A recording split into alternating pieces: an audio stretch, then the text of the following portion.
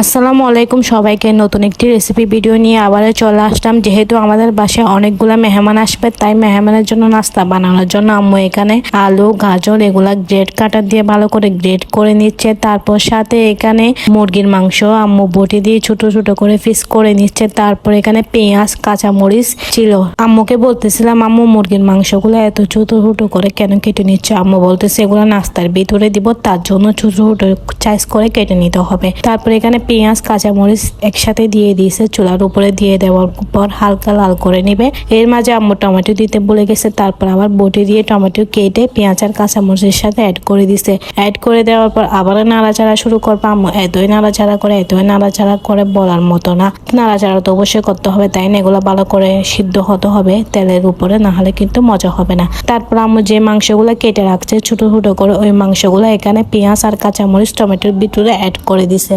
তারপর এখানে একটা ম্যাগি মশলা দিয়ে দিবে, যেহেতু একটু বাজে ওরা মজা হয়, তার কারণে আম্মু এখানে একটা ম্যাগি মশলা দিয়ে দিছে। ম্যাগি মশলা দেওয়ার পর আবারও আম্মু নাড়াচাড়া শুরু করে দিছে। আপনারা দেখেন আমি কি বলবো, আম্মু এতই নাড়াচাড়া করতেছে, আমার থেকে হাসিও পাচ্ছে, কি বলবো। বাট এগুলো নাড়াচাড়া না করলে মাংস টমেটো পেঁয়াজ এগুলা সিদ্ধ হবে না। তারপরও শক্ত শক্ত থেকে গেলে এগুলো নাস্তার ভিতরে মজাই লাগবে না, তাই আম্মু সুন্দর করে নাড়াচাড়া করতেছে। তো এভাবে কারো অবশ্যই ঈদের আগে ঈদের জন্য বা মেহমান আসলে নাস্তা বানান অবশ্যই কিন্তু আমাকে বলে যাবেন আমার কমেন্ট বক্সে। আর আপনারা যারা বানান নাই নতুন করে বানাবেন অবশ্যই আমার রেসিপিটা দেখে ট্রাই করবেন। তো আম্মু এখানে একটু লবণ, ধনের গুঁড়া, মরিচের গুঁড়া, হলুদের গুঁড়া অ্যাড করে দিছে।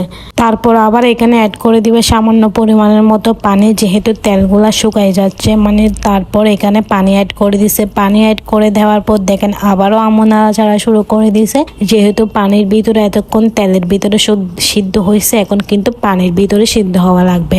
তার কারণে আম্মু এখানে পানি দিয়ে আবার সুন্দর করে ভালো করে সবকিছু যাতে মিশিয়ে যায় তার জন্য সুন্দর করে নাড়াচাড়া শুরু করে দিচ্ছে। আমার ইচ্ছা করতেছে এখন এই ভাজিগুলো এই মাংসগুলো আমি খেয়ে ফেলে। আসলে সত্যি কথা বলতে অনেক বেশি মজা হয়েছিল।